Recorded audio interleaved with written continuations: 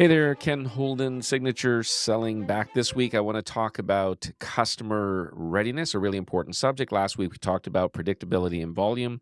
This week I want to have a brief chat about customer readiness. This all stemmed from a personal sale I made in my own business recently, and it brought these things to the forefront. So the more you are selling, the longer you are selling, the more you sell, the more intuitive you become about how to do things. So today I want to talk about customer readiness. In all kinds of sales, you want to make sales. So if you're in direct selling, you're on commission, your insurance, RESP sales, real estate, car sales, whatever it might be, you want to make a sale. In order to make a sale, you have to have a customer. And in order for to have a sale, you have to have what I call a ready customer. It's not good enough just to have a prospective customer, what we refer to as a prospect. It's really what we want is a lead, someone who has a high probability of buying. That's called a ready customer. So a customer who has a high probability of purchasing, I'm calling that a ready customer. So what is readiness in a customer? How do we detect readiness? What do we know readiness is? So I'm going to give you some brief definitions. You could add to this. You could even tweak it a little bit. Some of them you cannot tweak. They are hard coded in, and there's nothing you can do about them. You want to make a sale, you're busy, you're out there doing everything you're doing. What you're really doing is you are looking for ready customers. So often we base things on our skill set and our talent, and we should. Talent and skill make a major difference in everything that we do. You should always be trying to improve it and get better at what you do. However, there's a whole other side of the story that no matter how gifted you are, how skilled you are, if the customer isn't ready to purchase, it doesn't matter how gifted you are. And you cannot ignore this element of customer readiness. So, what are the four fundamentals of customer readiness? Because if you have all four, the customer is ready to act. They're going to purchase, they're going to sign the contract, they're going to move forward with you if they have these four things. If they are missing any of these four things, it's unlikely that you're going to make a sale. Now, again, you can tweak these, you can refine these. For your industry, it might be one or two things different. And so you can play with the dials here a little bit, but the first couple you can't. So the first element of customer readiness is trust. Do they trust you? That's the first one.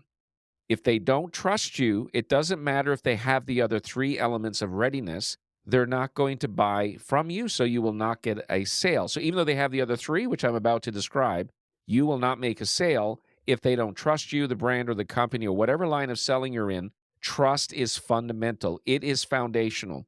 In fact, if you are in car sales, trust. The thing you hear all the time about retail car sales is people walk in the dealerships, they're afraid of the salespeople. They're afraid of high pressure tactics. They're afraid of being upsold and all the different things. And why some companies haven't made changes, I don't know. But if I was in car sales, yes, I'd be focused on volume. But when I am talking to prospective customers, I would be focusing on building trust. I would have the language of trust. I'd be figuring out how to establish trust, how to acquire their trust. I'd be preoccupied with it because if I could ever establish trust with someone and they know that they can trust me, it's not only going to help me make a sale, it's going to help me get referrals. So the first element of readiness is trust. You could have all the gifting in the world, but if you have someone who doesn't trust you, they're going to disappear. Number two, financial ability. So maybe they trust you, but they don't have any jobs or they are financially unable to make the purchase. They're just out shopping and they really can't afford to buy. So even if they do trust you, but they don't have financial ability, they're not a ready customer. Number three, what does the customer want versus what do you as a salesperson want? Not what do you want to sell them? What is it that they want to buy? You have to get the profile of the customer. You have to create some openness with the customer by asking a lot of questions to try to find out what it is they want. So, for example, if I'm in car sales, maybe the person who's a salesperson loves speed, torque, horsepower, leather, and they love cars. Nothing wrong with that. But what if the person that you're buying, that is buying from you, values security, mobility, utility? They don't really care about the leather. It's a perk if it's inexpensive. They don't care about the torque and the horsepower because they don't want to lose their license. They're not driven that way. They're not ego driven. A car is a utility for them.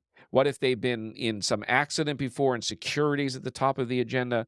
So to get a ready customer, you have to discover their profile. What is it they want to buy? What are their values in the purchase? If you're in car sales, I'm using this one today specifically. What is it that they want? Are they thrifty? Maybe they're folks who do like nice things, but they don't really want to spend the money on it. So if you discover they like nice things, but you haven't discovered that they're thrifty, you might have a fantastic conversation and you might think you're moving the ball along, but you still don't get a sale. Why?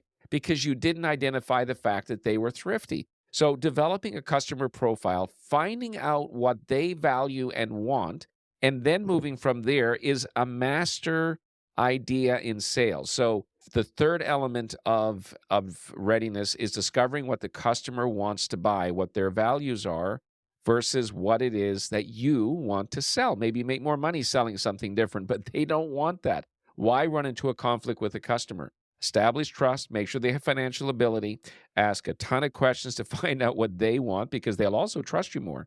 The fact that you're asking questions means you really want to discover what it is they want. And so it's important to do that. Now, the fourth element of openness here is what I already mentioned. What do they value? So the third one is what do they want to buy versus what you want to sell? So discovering their profile. And the fourth one's like it's what is it that they value? Is it thriftiness? Is maybe money's not an objection? Maybe they're not thrifty. Maybe they are thrifty, but this is a really important purchase. You have to dig a little deeper into it. And I bought cars. I'm in my 50s and I bought cars over my lifetime. And pretty much every time I've ever bought a car, I've had a pretty bad sales experience because the salesperson lacked the intuitiveness to ask me questions about what it is I was looking for. And sometimes maybe I wanted something that was I talking the language, but they maybe didn't realize that maybe this is what I can afford. So why spend all my time showing a prospective buyer something that they actually can't afford, even though they would like it? So number one, establishing trust. Without it, you can't make any kind of a sale, especially in financial services. You really can't. So if you're in life insurance, RESP sales, whatever it is, financial advisor, establishing trust is the number one uncompromisable thing. Number two is not compromisable. They have to have the financial ability to buy. So even if they have all the other points, but they don't have any money to buy it, then they're not in the market. They're not a ready customer. They're a prospective customer, but not a ready purchaser. Number three, discover the customer profile. What is it that they want to buy? Not what do you want to sell? And number four, what do they value? It's really important to get into the understanding of value. You might have someone who loves beautiful cars, but are thrifty, and thrifty wins out over beautiful cars. And other times they're not so thrifty, they just want the beautiful car. You have to understand what is the purpose of the purchase? Why are you making this car? Is it to get from A to B? Is it to get to work? Ask all the questions, develop your questions to find out what it is that the customer needs. So that's called customer readiness. So number one, trust. Number two, financial ability. Number three, the customer profile. What is it they want to buy? Not what do you want to sell? And number four is what do they value? Try to discover their purchase values, like whether it's real estate, life insurance, RESP sales, financial planning, car sales, any other type of commission retail sales, even in multi-level marketing. You have to find out what drives the values of the customer to make a purchase. Now, as I mentioned last week when we talked about predictability and volume in sales, you cannot ignore volume because every person that walks through that door, every person you talk to on the phone, it's almost impossible to detect their readiness. But if you know the four principles of readiness and you work on all four when you meet a customer or talk to them on the phone or when they walk in your door, and you start to ask questions and dive in on this, you discover the customer's level of readiness. Now, if they have financial ability,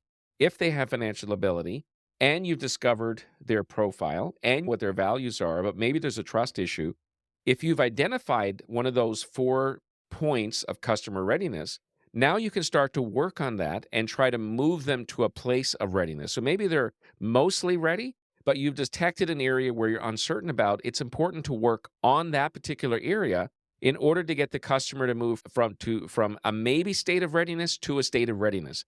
When a customer has all 4, they trust you, the company, the brand, when they have the financial ability to do, when they can tell that you've discovered precisely what it is that they want versus what you want to sell, and when you understand their values and how they make purchase, you determine the customer's level of readiness. If they have all 4, you're probably going to immediately move to action. They don't have all 4. Your job now as a salesperson in direct selling is to work on the ones that are weak and try to bring each of those categories up to a state of readiness. Financial ability, there's nothing you can do about.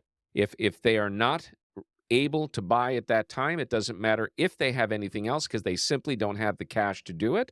Then there's nothing you can do. It's immovable. But you can do something about number one, trust. You can do something about number three, building a customer profile, what it is that they want. And you can do something about discovering the customer's values and getting that more finely tuned.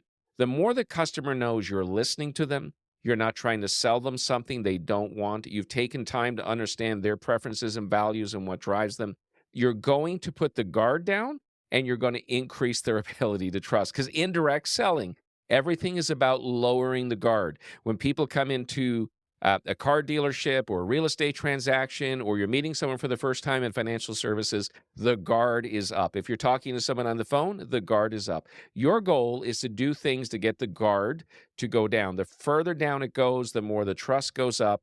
Everything starts to speed up and you start to get more sales. Every day, volume is important. You don't know which customer, which day, which week. So having high volume is important, and then looking for customer readiness, because that's where you're going to make your sales.